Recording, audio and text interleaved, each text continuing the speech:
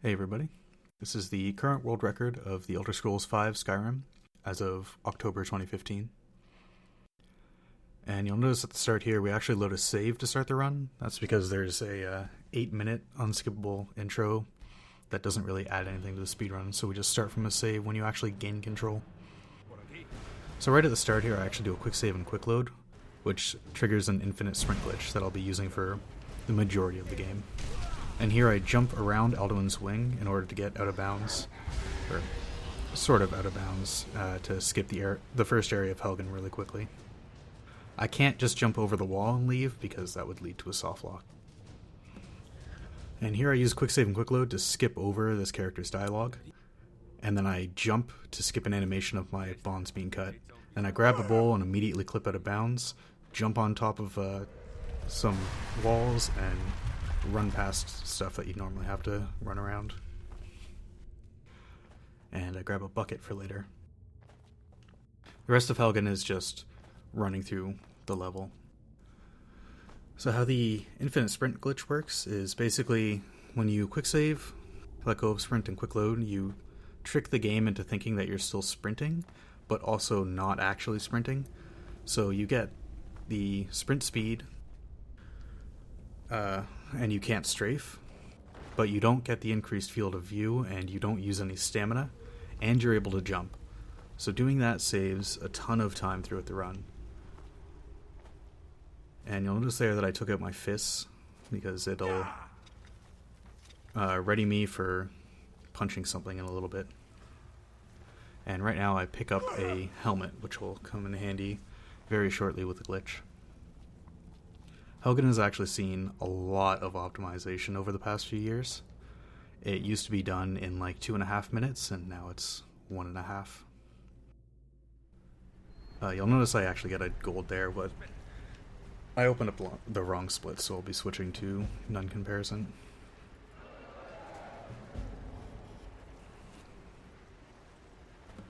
So now here we need to make our way to the next part of the quest. I'm gonna make a stop at Riverwood to get some money. And right here, this shows off how the fall damage works in Skyrim. It's very strange. The difference between no damage at all and death is very short. So those jumps are very calculated to leave me with just a little bit of health while I'm going through here. You don't really have any chance of dying otherwise. It's just falling that's really dangerous. So right here I'm going to do a glitch with Alvor to effectively sell his own inventory back to him and get his money. So I trick out the menu and I open up his inventory but still in sell mode, and I'll just repeatedly sell one item back to him until I have at least 300 gold, which is enough money for the entire run.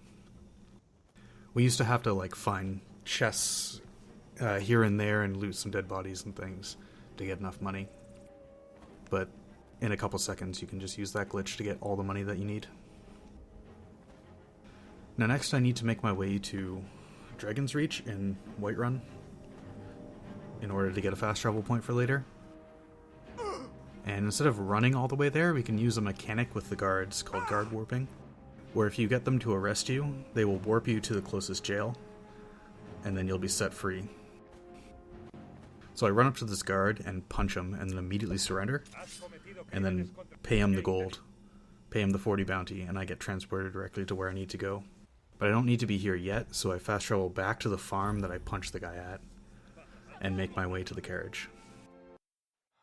The carriage is very useful. It lets you travel to different cities that you haven't been before that you don't have the fast travel point unlocked for. So I'm going to immediately fast travel to Solitude.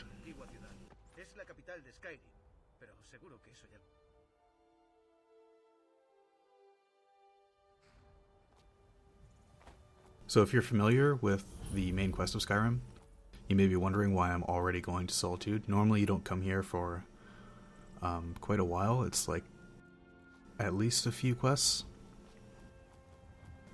When you come up to enter in the Thalmor Embassy in order to get some stuff with some weird espionage stuff that the Blades have you do. But none of that really matters. As you saw with the bowl right at the beginning of Helgen, the walls in this game are really more of suggestions rather than hard rules. And I picked up a bucket in Helgen, which is going to be very useful here. So up here is the Thalmor Embassy. Later on in the game, there's a note that you have to pick up as part of a quest. But if the whole area is blocked off, there's no way to get in. The doors are completely locked. You actually can't get in here at all unless you warp there during the quest. But if you go over here, you grab a bucket, you can actually just go straight through the wall. And obviously you're not supposed to be here, so the enemies will attack you, but it doesn't really matter. You just run past them, loot this chest, which contains a note, and then you can just leave. And that note is the quest item that you have to pick up. So that will trigger a quest called Diplomatic Immunity, and it skips all the quests that happened before it, which is like almost half of the main quests in the game. And it also tells you to go talk to Delphine. You don't have to do that. You can actually just go straight to the next objective, which is talking to Esbern and Riften. So right here, I'm actually going to punch the horse this time in order to do another guard warp. And you'll notice it costs 5 extra gold punching a horse than it does punching a guard. So here I want to get into the infinite sprint again, because I lost it when I punched things. And make my way down to the routeway. So right here is, normally you have to run around and lower a bridge, but because you can jump while sprinting, you just jump straight around the thing. We used to have to do a jump off of a bucket in midair, but now that we have this new infinite sprint glitch, it's way simpler.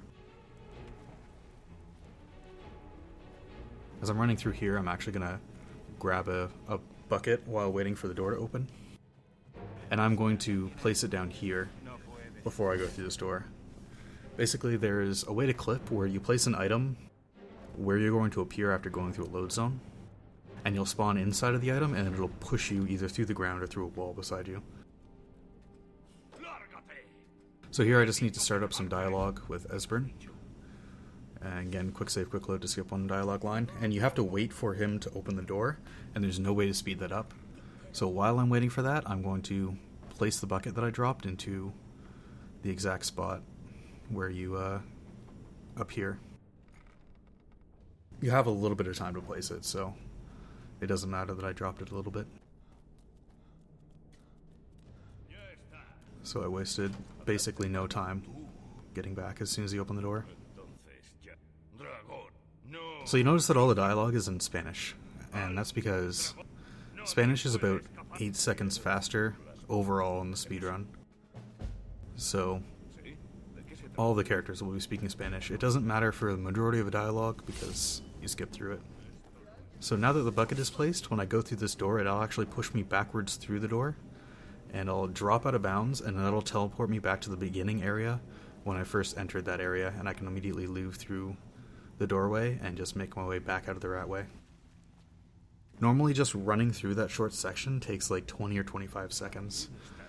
So since you can just instantly clip and fall out of bounds and appear at the top, it saves a lot of time. Now, when I get out here, I'm going to open up the journal and then open up the map, which will center my map on the next quest marker, which lets me fast travel instantly rather than scrolling through the map. So now I've rather quickly collected Esbern, and I can go back to Riverwood and do the next quest, which is a bunch of talking, and talking is slow. So what I do instead is enter and exit and use waits, and physically wait a little bit with a certain timing, and that skips through the dialogue faster than just sitting there and waiting for it. So it only takes like a few seconds to get through that whole thing, and you'll notice I got the quest update right as I went through the door.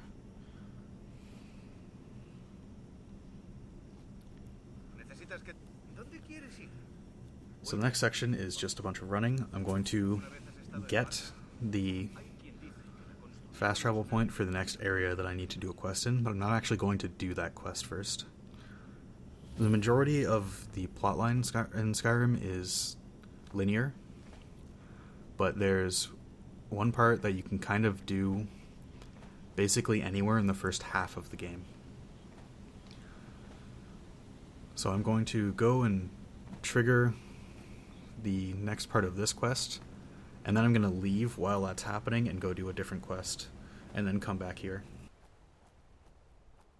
So this part is just straight running. It's one of the few sections of just running that you do.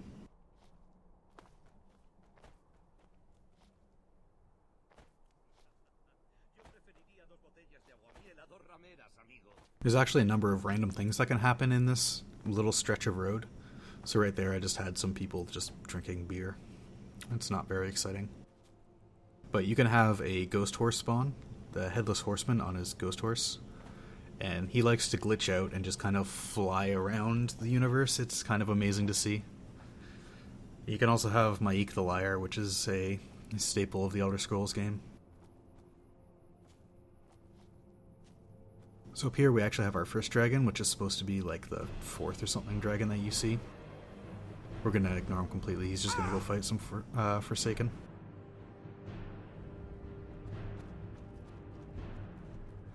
So up in here, I need to get to the end of this area, and I need Esbern and Delphine to follow me.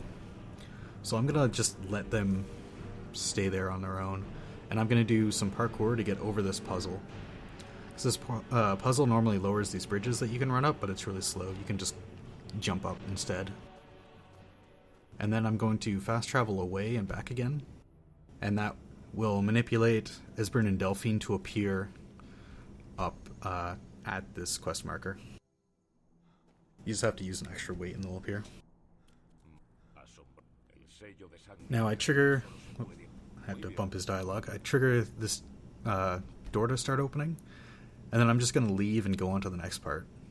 Because that door takes about 8 or so seconds to actually open. So while waiting for that, we can just go do something else.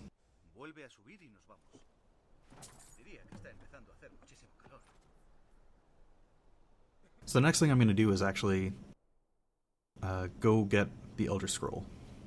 Or rather, the first part to get the Elder Scroll. Because I know that I'm going to need an Elder Scroll for learning Dragon Rend in order to beat the game. And you can kind of do this whenever. So we do it while waiting for the door to open. So I'm just going to run down here and just do this completely safe, not at all dangerous fall. It might look scary, but it's 100% consistent. And I'm going to make my way to Septimus Cygnus.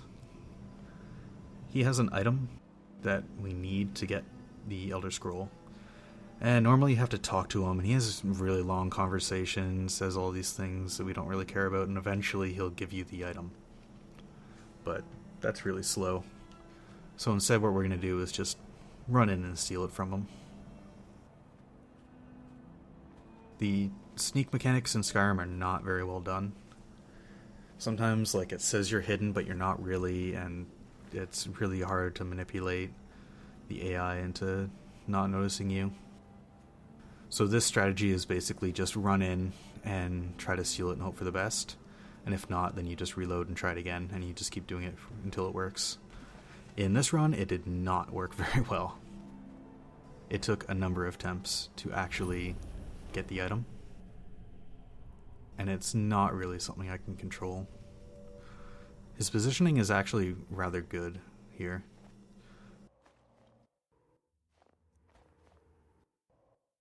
However, the quick save I made was slightly late. So on my my retries, he was noticing me immediately. So as soon as I adjusted slightly, it somehow made him not notice me, and then I was able to steal it. The sneak mechanics are very strange. Now we come back to this place, and the door is open. Very convenient.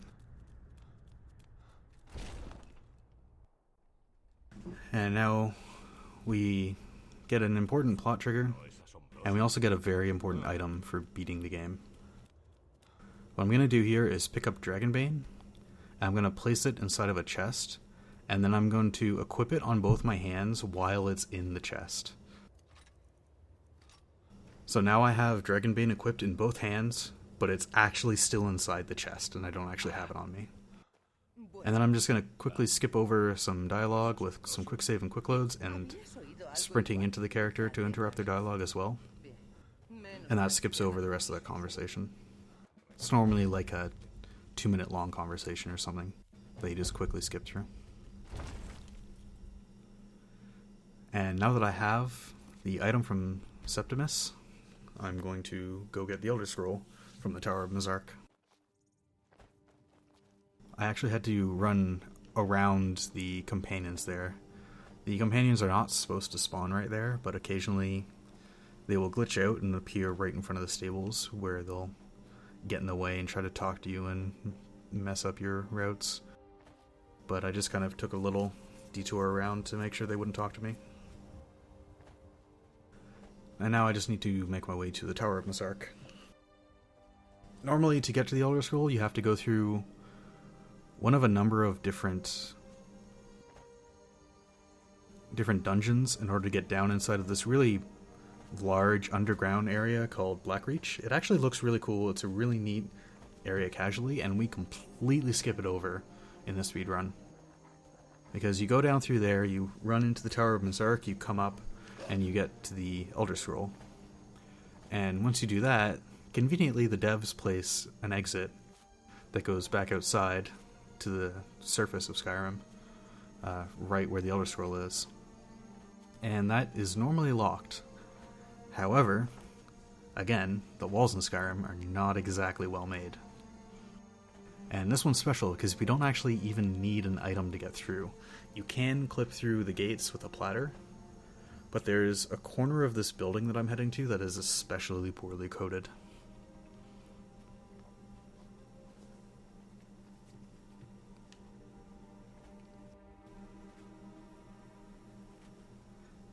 So this is the last long run of the speedrun. There are some distance you have to travel with the horse, but they're way more interesting. So you come down here and you just crouch and just kind of walk into this corner and it'll just push you through. And you can actually get all the way inside that building, but you just have to get in enough to use the door.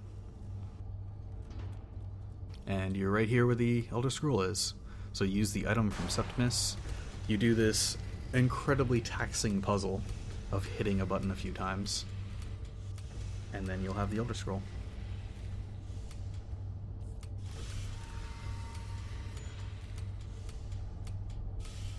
Also very important to note, there is an item that we pick up off the ground, which is just a normal looking bucket, but it'll very much come in use later on.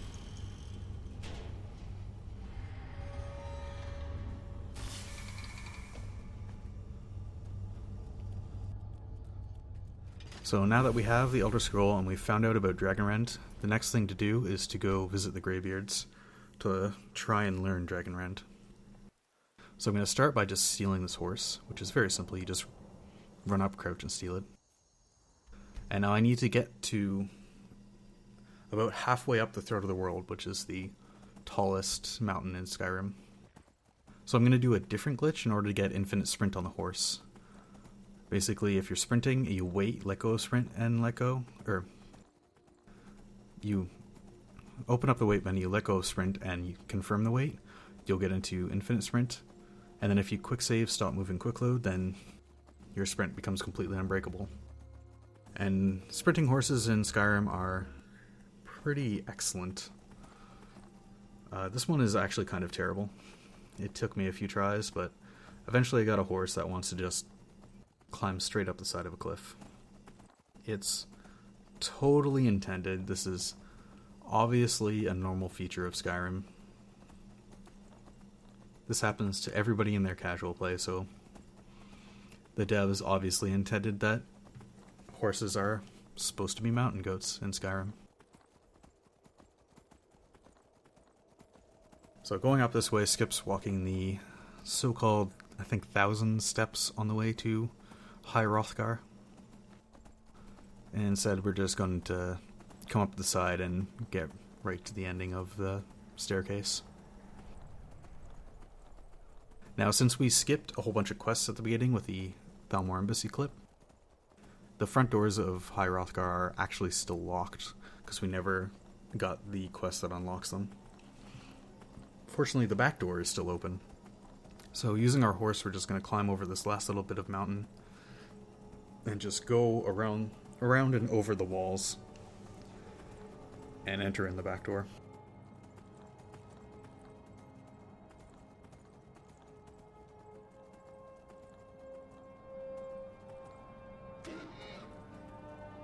Now I just need to talk to Aranger, and there's some very important dialogue that if you mess up, he'll get very angry at you and tell you to go away for a while, which I don't want because I stole the horse, and if I wait for a while, the horse will disappear. So I need to make sure to hit the right dialogue options here. And he tells you that you have to go see Parthenax at the top of the Throat of the World, and he's going to tell us how to do clear skies in order to get there. Now, we don't actually need clear skies to get to Parthenax, but we do need clear skies at the very end of the game in order to beat it. So we do have to wait here a little bit just to read the words on the ground, and actually the horse reads them way faster than us, so we use him. We learn all 3 words of clear skies, and we get Aranger's soul, I suppose, to unlock them. And then with the horse we make our way to the very top. And as you just saw, the horses are pretty good at climbing. Again, this horse is not very good. Well, something strange with like how you trigger the glitch or the animation that the horse is in or something changes how fast and how well the horses clip. It's really strange because horses are supposed to always have the same speed in Skyrim, but the way that they run uphill is vastly different, which is kind of the bane of a lot of speedrunners, because you just kind of have to hope for a good horse. But even with a bad horse, you get up here to the top of the Throat of the World pretty quickly. You have to run over here just to get Parthenax to spawn, because that's where you're normally supposed to run up the mountain. And you go and meet Parthenax.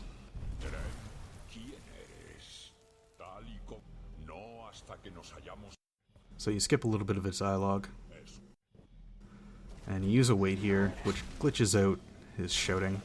He gets really angry at us because we waited an hour.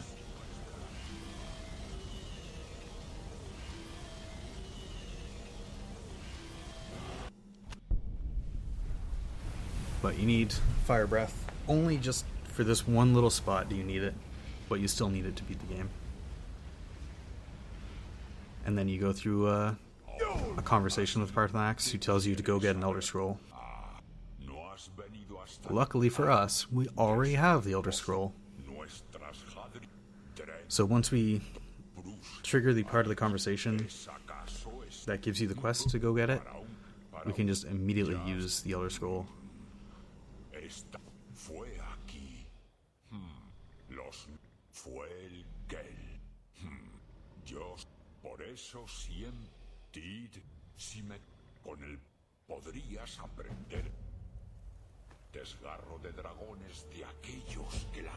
So using the Elder Scroll actually transports us to exactly the same place, but supposedly back in time, where we get to sit through a cutscene and learn the Dragonrend shout. Unfortunately, even if there was a way to skip this cutscene, it wouldn't matter, because we absolutely have to have Dragonrend in order to beat the final boss of this game. So we're stuck watching. Not only are we watching about a 4.5 minute cutscene, but this cutscene is actually RNG and can lose you time. That is how amazing Bethesda is at video games. So there's 2 things that can happen. First, Gormleth here can take her sweet time starting this animation. She was decently fast there. Normally she's perfectly consistent, but occasionally she can just kind of stand there and stare at the dragon. It's really annoying. And there's another thing coming up that is much more common to lose time.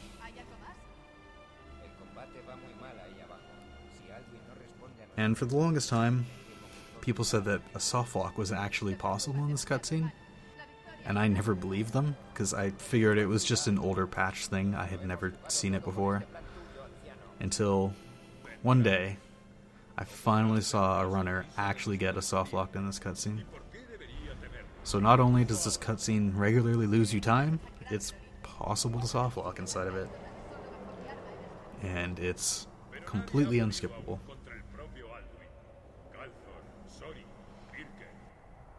At least the different language makes it a little bit fresher. No lo comprendes. No puedes matar a alguien como si fuera un dragón inferior. Nos supera. Por eso he traído el pergamino antiguo. So this game has actually progressed a lot since I originally started running it. I picked this up in about June 2014-ish. And there has been a ton of changes since then. So before I ran the game, it was mostly Mr. Walrus and Wymorn that would compete back and forth to it. And then Grayscale joined on. He started competing with that right as Wymorn started, or sort of stopped running this game. And then Walrus and Grayscale traded the record for a while. And then I came on and started competing for the record as well. And right about that time we got a load remover, which means that another runner, Subtimal, who had been playing the game for a long time, but had never been able to compete with world record because of his load times, he was finally able to compete with world record. So we had about 4 people then, about a month or so after I started running this game, competing with world record. And right about that time there's a whole bunch of strats. I can't remember exactly what was found. I think it was mostly small things that was found. And the record was shaded back and forth for a while. And eventually it settled down for a little bit. Then later on, in about December or so, 2014, the new Infinite Sprint glitch was found. And that completely changed the run, because we could save a lot of time just with that glitch. Previously we'd have to get a torch just after Helgen and use that for Infinite Sprint.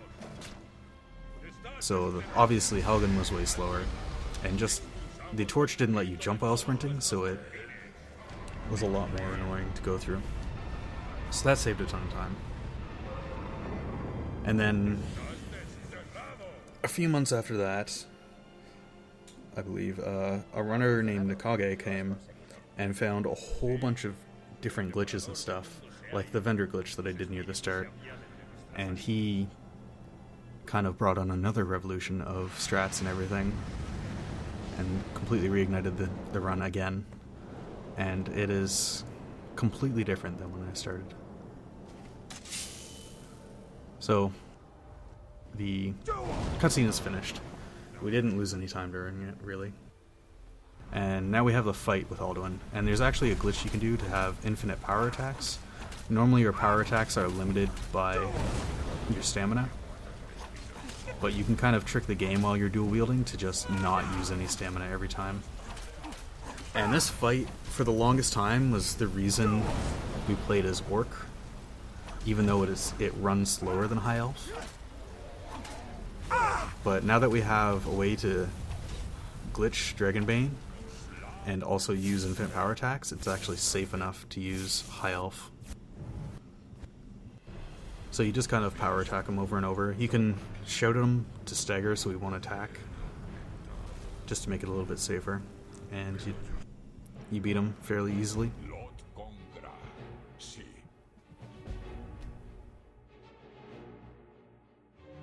And now that we have Dragonrend, we actually have all of the things that we need to beat the game, but we don't have the quest to get there.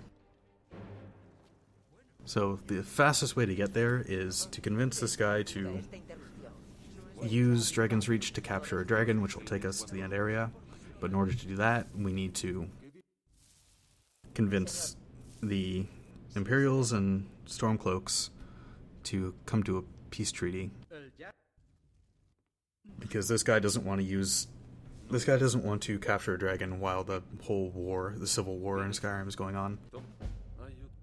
So we have to go on this whole quest, convince the two leaders to come to a peace treaty, and then make them have peace, and then we can go on with the thing. This is a really annoying and tedious section of the game, that's mostly just running around and talking to people, it would be fantastic to be able to skip it. But so far, nobody has actually found a way to do it. It actually isn't all that long. So, for example, you could go and just join one side of the rebellion, or either the rebellion or the Empire, and just go through all of their quests and just eliminate the other side, and then there'd be no reason to do the peace treaty. But that takes quite a long time compared to just doing a peace treaty. So right there, the front door of High Hrothgar is still locked, so I need to clip through rather than use a horse since I don't have a horse anymore. So I clip through and then use some weights to make Arangir appear here, because he always appears there at a certain time of day.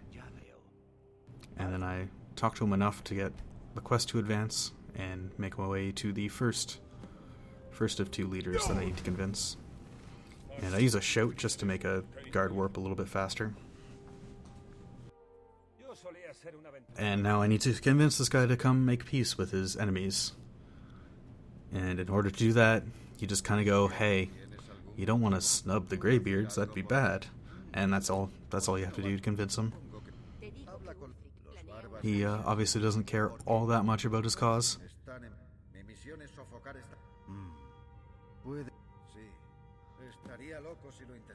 That's it, just some random high elf just comes off the street and is like, hey, you should go see this peace council. And he's like, sure, why not?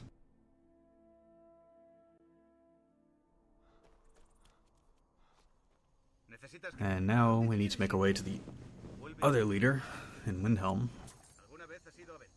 And he is just as easy to convince, if not easier.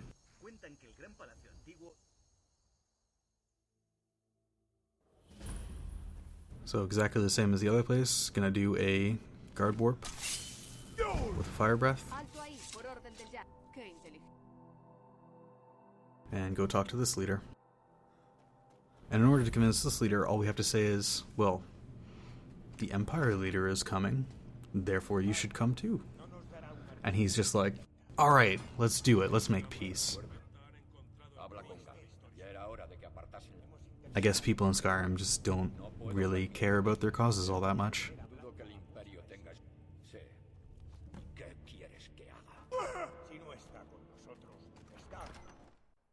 So, that's it. We've already convinced both sides to come to the Peace Council. Again, the door is still locked, so we have to clip in one more time. Luckily, the walls are not very solid. And we get started with an even more boring part than the cutscene. This is fairly short because we're able to skip dialogue with quick save and quick load, which lets us just kind of skip straight through all of this dialogue that we're doing. And this right here is the main reason why we need to have a load remover, because we do like 100 quick save quick loads in a very short amount of time. So if your computer is just a little bit slower, it really adds up. So there's specific dialogue that I'm going through and picking, and there's a few lines that I can't actually skip, so I have to sit through and listen to them. And there's a few animations that I skip by using weights. But overall, I just go through everything, quick save and quick loading, until it ends.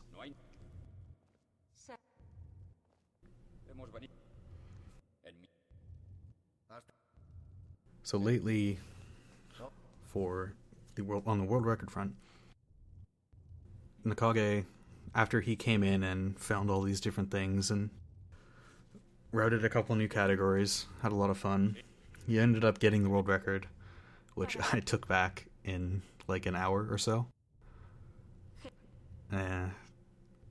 So he stopped doing it after that.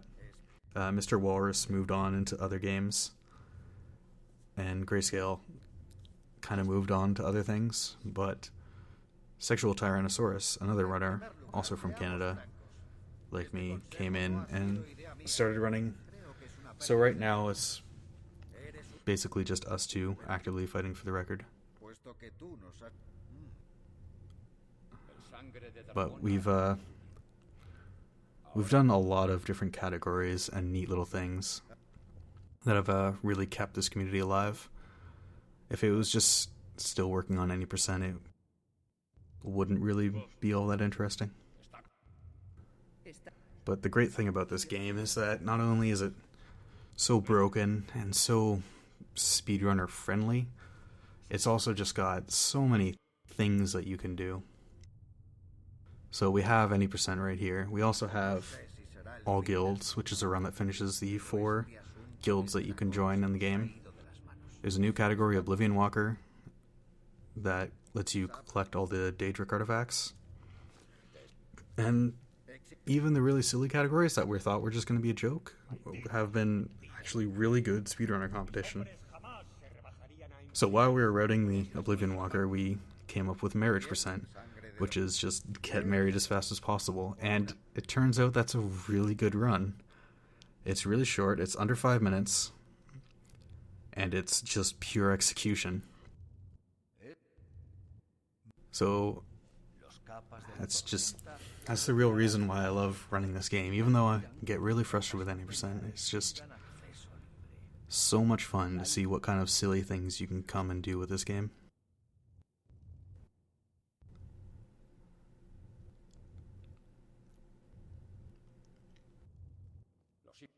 So anyway, we finished the Peace Council, more or less. Just got the last little bit to get through. And we run over to Esbern. He's going to tell us the name of Odoving, who is the dragon that we're actually going to go capture. Also, shoutouts to cross-referencing, like the literally most boring word you could put in a speedrunner. Speedrun. Anyway, council's finished. It doesn't take that long, but it's a nice opportunity to just talk about the history of the game. So next up we have to capture Odoving. And some of the most silly strats in this game have just come from really stupid questions because of how the game works. So one day we were just looking into different strats with Odoving, and Subtimal suggested, hey, what if we just call Odoving while indoors? And it turns out that totally works. And it also sets us up quite nicely for a really fast shout right here. So if we use a wait and time it correctly, when we go through the door, we can actually just immediately drag and rend him. And sometimes that guard survives and it actually wastes a little bit of time, but this time he was cooperative.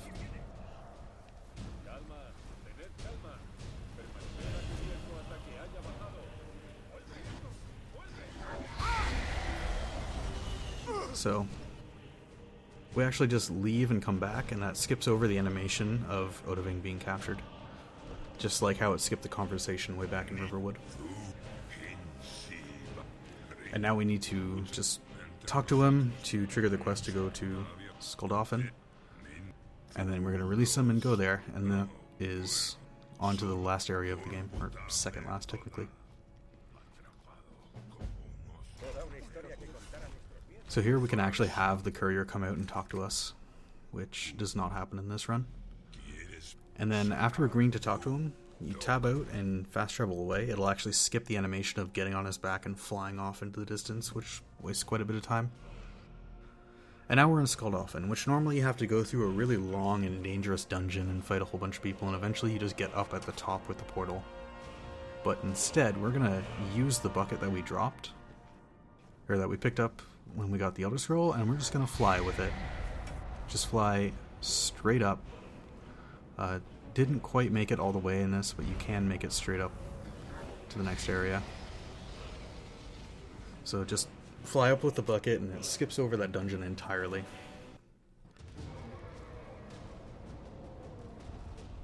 Just a little awkward movement there while you're trying to trigger the infinite sprint, and you can't strafe while infinite sprinting. And here this Lich is supposed to like take away the staff, and it closes up the portal and you have to kill him, but you can just run past him and get in the portal before he gets there. And that transports us to Sovngarde, which is the final area of the game. So if there was a way to get to Skuldafn or Sovngarde early, that would skip over 10 or 15 minutes. Basically everything from the cutscene till here. So if any of you is watching, go find that glitch. So Alduin is actually flying around in this area, but you can't hurt him at all until you have the right quest, which is really annoying.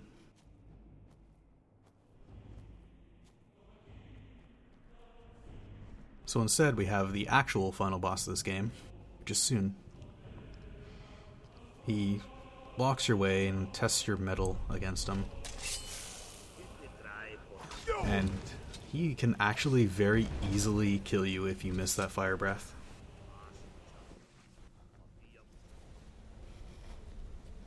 So he is much more dangerous than Alduin is.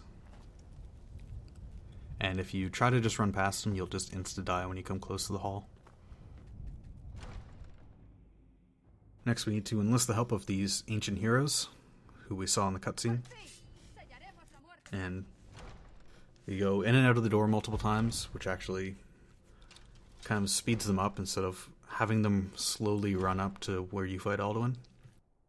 You can just do this and they'll warp up right away.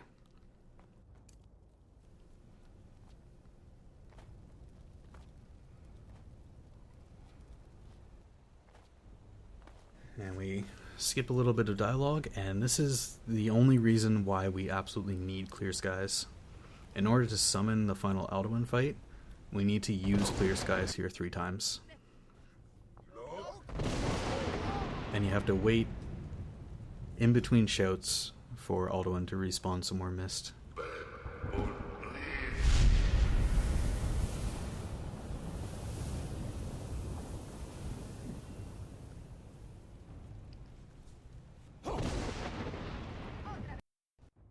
So you can speed it up a little bit by skipping certain dialogue lines.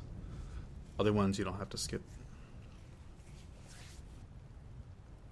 Now, after you do the final Clear Skies, Alduin will spawn in one of 3 spots and fly towards you. So I'm going to stand in a certain spot and aim in a certain spot that he goes to the vast majority of the time. And he flies forward and flies over the cliff here, and you can shoot him in midair. And then he'll always land in the center here, and you just do the same power attack thing to kill him rather quickly. And the heroes actually can help you out, and how much they help you out is random. But time ends as soon as he dies. So this is a very easy fight, and time. And that's it. There's no ending cutscene or credits or anything to this game. So the end of the main quest we just have as when you beat the final boss. And that's Elder Scrolls V Skyrim. This was the first sub 38 minutes time without loads. And it's the culmination of a couple years of work on my part and a lot of developments by the community. And I'm pretty happy with the result. So if you have any questions, feel free to contact me or any of the other runners. My name is the same everywhere. And that's it. Thank you very much.